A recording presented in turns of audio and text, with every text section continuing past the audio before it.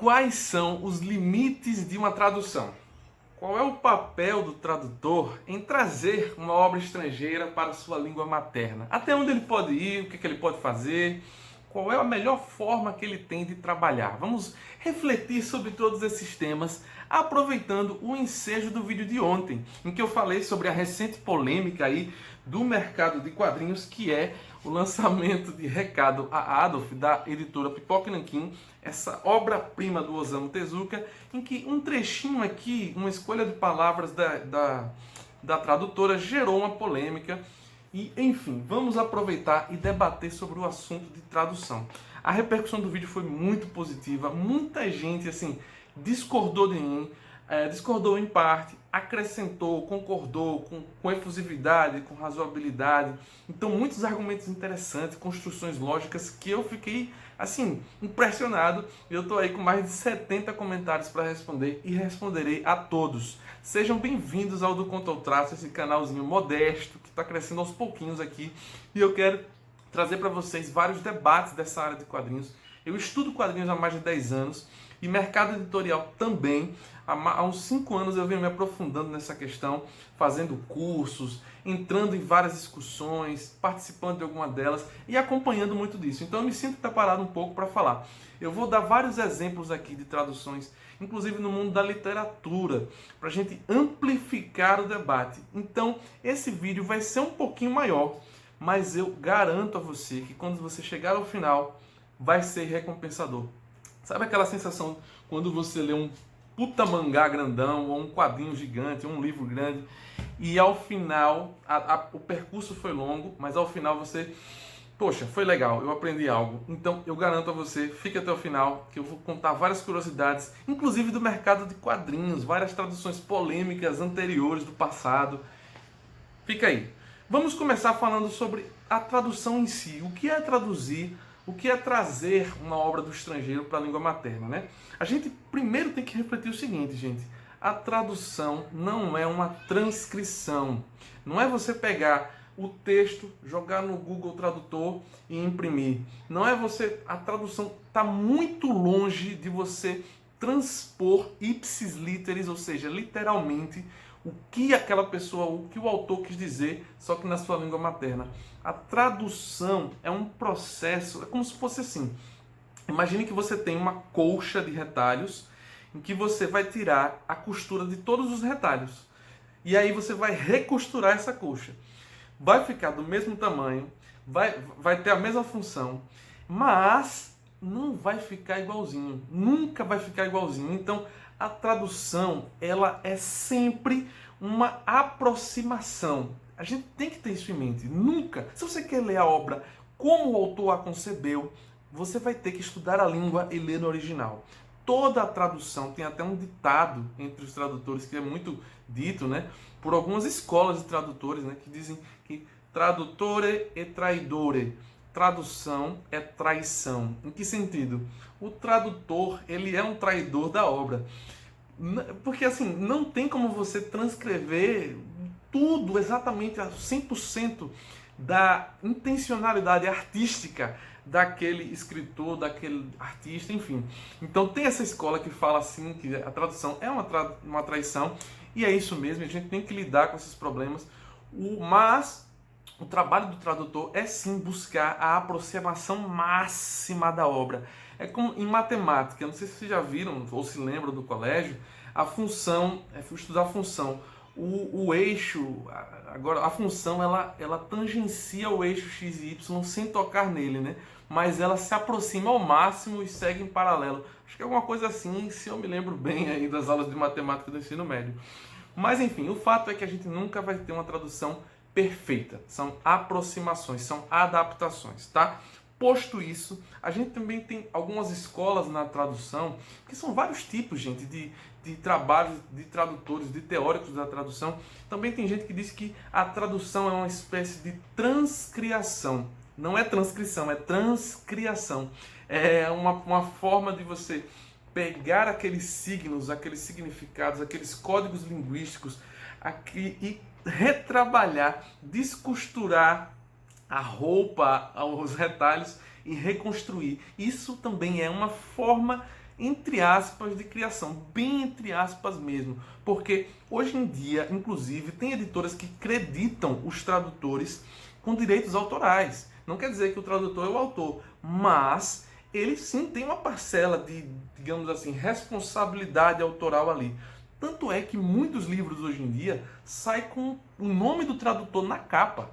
Os tradutores, eles são importantes, muito importantes o trabalho deles. E de uns 30 anos para cá, a relevância desse trabalho surgiu muito. Tem gente que deixa de comprar um livro ao olhar quem é o tradutor. Eu vou me aprofundar ainda mais nisso lá para o final desse vídeo, tá?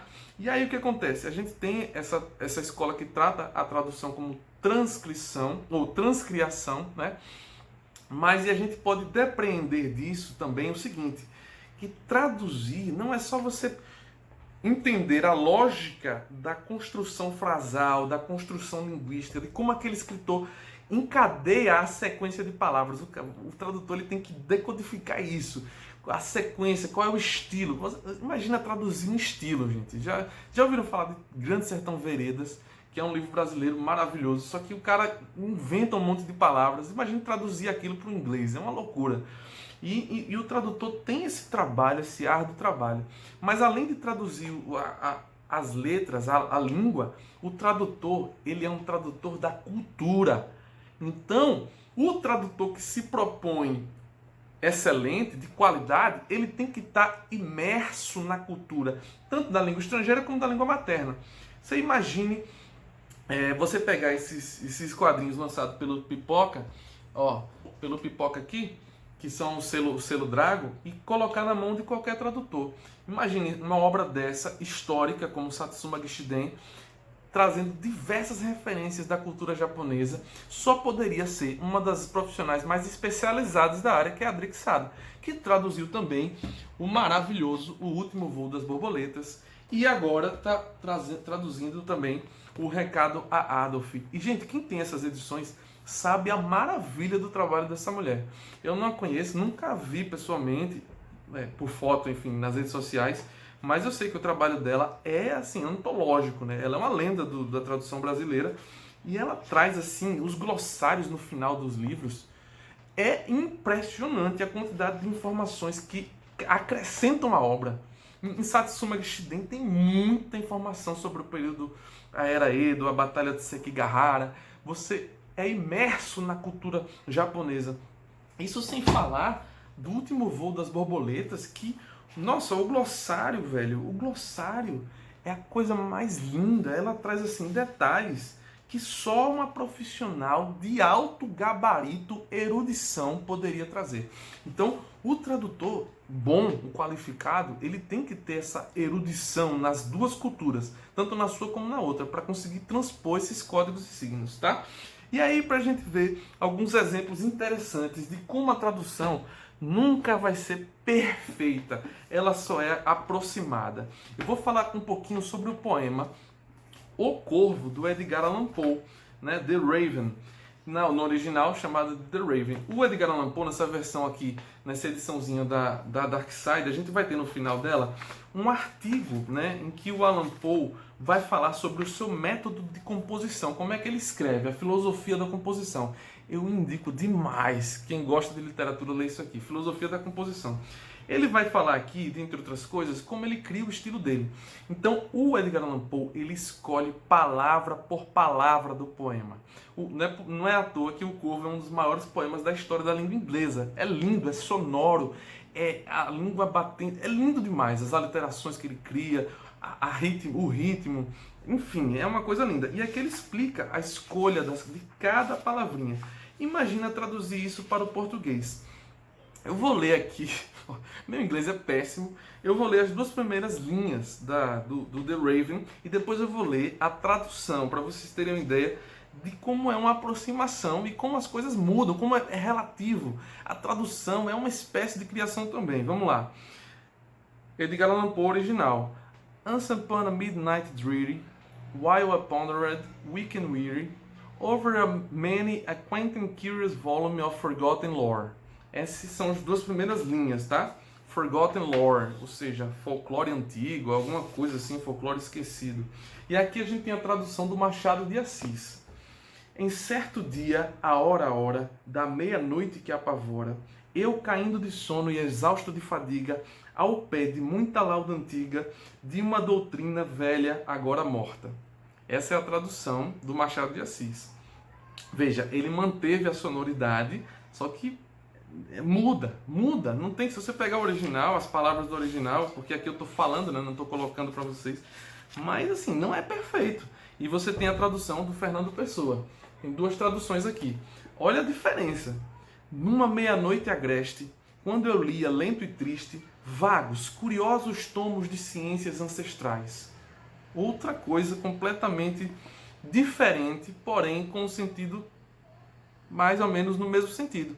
E o cara que está à noite, lento, triste, está na sua residência, numa noite sombria, e aí ele está lendo tomos de ciências ancestrais, Forgotten Lore, ou seja, um folclore esquecido, Forgotten Lore. A tradução ipsis literis literalmente seria Forgotten Lore, folclore esquecido. Eles não traduzem assim. Machado de Assis coloca lauda antiga.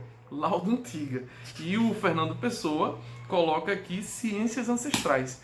A gente está falando de dois gigantes da língua portuguesa, que é Machado de Assis e Fernando Pessoa, para vocês terem uma noção de como é a tradução, né? E aí, gente, vamos para uma polêmica agora, que surgiu no ano passado, aliás, não, 2018 para cá. Eu sou um grande fã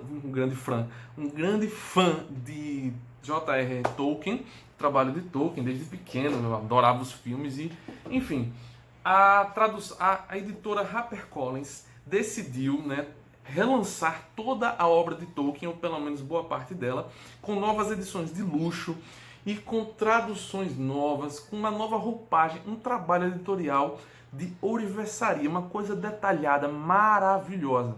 E eles queriam trazer traduções diferentes, em que eles conseguissem aproximar-se ao máximo de Tolkien, ao máximo do que ele queria dizer na língua inglesa. O que é uma coisa muito difícil. Mas qual foi a treta que deu, tá? Eu vou falar um pouquinho primeiro sobre o Silmarillion. O Silmarillion é a Bíblia do Senhor dos Anéis. É tudo o que se passou antes, na Primeira Era. A história da criação de Arda, da Terra-média. Isso aqui é maravilhoso, eu já fiz eventos sobre isso. Tem vídeo aqui no canal, tudo sobre o Silmarillion. 3 partes, um vídeo bem longo em que eu detalho toda essa obra aí. Volta aí no canal que tem, bem legal. Foi um evento que eu produzi na Saraiva Literário. Mas enfim, aqui essa tradução nova, eu tenho a da Martins Fontes antiga, eu li a Martins Fontes antiga e li essa. Essa daqui é do Reinaldo José Lopes, que é um cara que eu sou muito fã, é um jornalista, divulgador científico e tolkienista fanático. E a tradução antiga, a leitura dela é muito mais fácil do que essa recente. Aqui, o Reinaldo Lopes, não ele, mas o conselho editorial da HarperCollins, criou esse conselho de tradução e todas as decisões foram feitas de caso pensado. Então eles trouxeram orc grafado ao invés de ORC, ORQUE, orque, em português, entre aspas. Mas todas as traduções que eles fizeram tem toda uma explicação, gente. Cada detalhezinho foi muito bem pensado. E eu acompanhei esse processo através das redes sociais, dos eventos que eles fizeram, dos lançamentos. Tem um canal chamado Tolkien Talk que eu acompanho muito. E eles debateram muito isso lá. E a tradução nova do Reinaldo, ela se aproxima muito mais do que Tolkien queria passar, que é um texto rebuscado, um texto que se aproxima de um estilo bíblico, um texto que você, dentre os relatos de tristeza e ruína que nos chegam da escuridão daqueles dias, nossa, é lindo. Esse aqui é um dos livros mais lindos que eu já li na minha vida.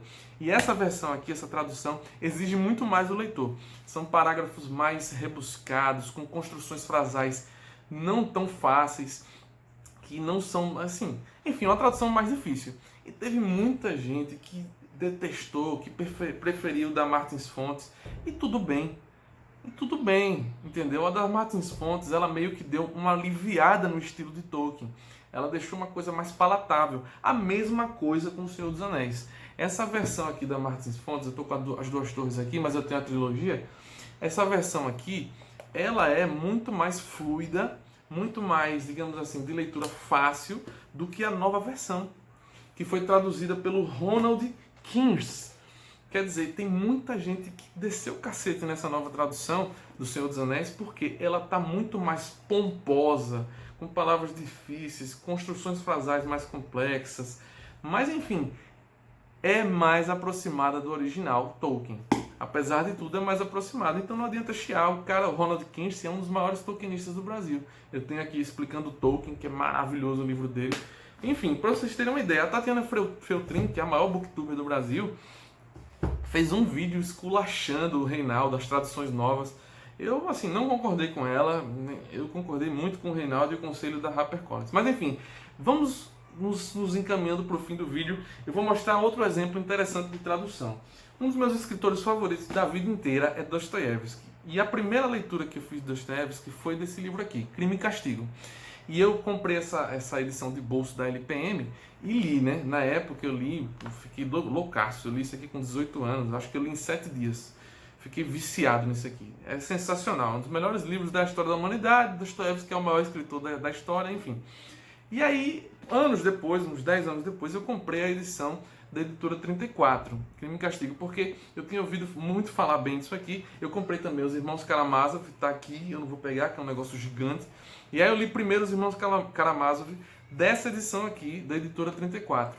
Por quê? Eu ouvi falar da tradução. Eu comprei por causa do tradutor, porque é o Paulo Bezerra. O Paulo Bezerra, ele é o maior tradutor de russo do Brasil. É um cara que mais entende de russo no Brasil para tradução. E ele traduziu os romances de Dostoiévski a partir do russo. Isso faz toda a diferença, porque você traduzir de uma língua é muito mais fiel, você vai ter um resultado muito mais fiel do que você traduzir do inglês. O cara teve o tradutor que fez do russo para o inglês, você vai pegar do inglês para o português. Quer dizer, nesse processo aí você perdeu muita coisa. Às vezes você tem a tradução do francês, aí o cara do francês traduz para o inglês, do inglês traduz... Olha a quantidade de coisas que você vai perdendo nesse processo. Então essa edição aqui da LPM, a tradução ela é muito diferente. Quando eu peguei isso aqui, é outro livro. É outro livro, porque a Dostoiévski tem uma escrita muito rocambólica. Ele faz sequências, as frases são muito longas, os parágrafos são enormes, é um pouco até cansativo. E aqui ele trouxe esse espírito rocambolesco de Dostoiévski, porque é o espírito do autor, assim como a tradução do Tolkien também lá do Ronaldo Lopes. Mas enfim, e valeu a pena pra caramba, né? Porque eu conheci muito mais a fundo o espírito do Dostoiévski, o que ele queria passar, né? E nesse sentido, a gente tem outros tradutores aqui no Brasil, que, por exemplo, aqui, Modesto Carone é conhecido como o maior tradutor de Kafka, Franz Kafka, que é outro autor que eu adoro. E os livros que o Modesto Carone traduz do Kafka são ultra recomendados, em detrimento de outros. A tradução mais fiel, mais fidedigna é do Modesto Carone, porque ele não é só tradutor, mas ele é um especialista em Kafka. Então ele leu a biografia inteira, ele leu todos os livros, ele leu as cartas do autor, e ali ele vai buscar referências que vai influenciar na tradução, vai deixar a tradução mais qualificada. Então vejam que o tradutor ele tem fama. Tem alguns tradutores que têm fama, Modesto Carone, o Paulo Bezerra, e é um exemplo da Drica Sada. Drica é a maior tradutora de japonês aqui do Brasil. Então, assim, a galera tá faltando muito com respeito a ela nos comentários. Tem gente com espírito de porco, desocupado, descobriram o e-mail da Tezuka Production e tem gente mandando e-mail, esculhambando Pipoca e Nanquim, não sei o quê. Isso é gente desocupada e com um tiquinho de espírito de porco, como diria Hermes e Renato. Esse tipo de pessoa eu quero passar longe. Se você está nesse canal aqui e está me ouvindo e faz e concorda com esse tipo de coisa, pode sair daqui, cara, que não é seu lugar, tá? Eu não faço questão de inscrito assim. Mas você que não, que gosta de debater, que discorda dos posicionamentos que eu estou dando aqui, mas que quer debater na boa, tamo aí. E para encerrar, eu vou falar sobre o tradutor mais polêmico da história dos quadrinhos brasileiros. E se você não conhece a história desse cara, pesquise o podcast, o episódio do Confins do Universo, o podcast do Universo HQ com o Sidão, né? A galera Saminalhato, o Naranjo e Sérgio Codespot, que é o JP Martins. JP Martins, ele é um tradutor lendário no mercado editorial brasileiro. Foi o primeiro cara, se eu não me engano, foi o primeiro cara que tratou dos gibis da Marvel no Brasil, Marvel e DC, se eu não me engano. Então foi ele que primeiro pegou essas obras, traduziu, enfim. E na época, no início disso tudo, você não tinha internet, você não tinha revista, você não tinha meio dos quadrinhos debatendo. Então ele e outro cara que eu esqueci o nome agora, eles cortavam páginas, eles reescreviam a história, eles faziam atrocidades com os quadrinhos da Marvel aqui no Brasil. Trocavam palavras, trocavam nomes, excluíam personagens, porque a montagem dos quadrinhos na época era por fotolito, por chapa. Então você pegava os quadros e ia montando de acordo com o formato americano, formato, enfim. E aí, nessa brincadeira, o processo dele não era só traduzir, mas era criar também. Então ele destruía, tirava várias páginas dos gibis e dizia ele que melhorava as edições. O Sidão, nesse episódio, é muito engraçado. O Sidão esculhamba ele e ele defende o posicionamento dele. Tem até uma saga chamada Terra X, que depois é o Paraíso X, que é da Marvel, que eu nunca li, mas que chegou ao nível do cara cortar mais de 120 páginas por entender que eram desnecessárias, ou seja, um puta de um desrespeito com os autores. O cara, enfim, é um cara assim, polêmico, né? Eu discordo completamente desse tipo de postura. E não foi a postura, finalmente terminando esse vídeo, nem de longe foi a postura de Drica Sada. Nem de longe foi a postura dela, gente. Nem de longe. Não houve nada que, assim, tirasse o brilho da obra. Alguns argumentos eu concordei. Por exemplo, alguém me disse o seguinte: André, você não acha que quando você chega nessa frase, o leitor pode, sei lá, dar uma risada ou achar errado, e isso tira a experiência da imersão na leitura? Aí eu concordo. Realmente, você está lendo lá e vê essa frase, você dá uma risada, você para o fluxo da narrativa. Realmente, isso eu concordo.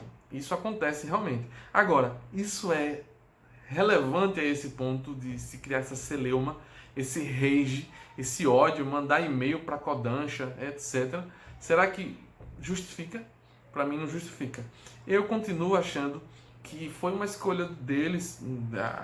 Eu não sei nem se, porque agora estão dizendo que isso é o mais próximo do japonês possível que a Drica conseguiu. E ela melhorou a edição da Conrad. Então é bom a gente dar digamos assim, a chance dela, sei lá, se ela quiser falar também, né, gente? Porque, tipo, a pessoa às vezes não quer se expor. Às vezes ela faz o trampo dela e, tipo, ela vai pra vida dela, pra família dela. Não é todo mundo que tá com disposição pra estar na gibisfera falando, etc e tal. Ela tem que respeitar, velho. O trabalho dela é bom. A mulher não precisa se provar que é boa. Ela é uma das mais excepcionais tradutoras do país. E, enfim, eu não vi esse motivo para esse enxame todo, como a gente diz aqui no Nordeste. Essa coisa de rasgar corações. Inclusive, eles já tinham dito isso no vídeo. No vídeo. Um detalhe que ninguém falou. Eles já tinham dito isso no vídeo. E aí não gerou nada, mas agora gerou isso tudo, enfim. O bom é que a gente está fazendo esse debate aqui mais aprofundado sobre tradução. Você gostou desse vídeo? Chegamos até o final. Eu espero que você tenha aprendido alguma coisa. Eu tentei correr, tem muito mais informações, muito mais exemplos, mas eu corri para não ficar gigante. E se você tem sugestões para próximos temas que você quer que eu aborde aqui, deixa nos comentários. Seja bem-vindo, meu nome é André, tá? Vamos debater, vamos falar sobre quadrinhos, sobre literatura, sobre cultura pop. Tá? Eu espero que você se inscreva, deixe seu like e até uma próxima. Valeu!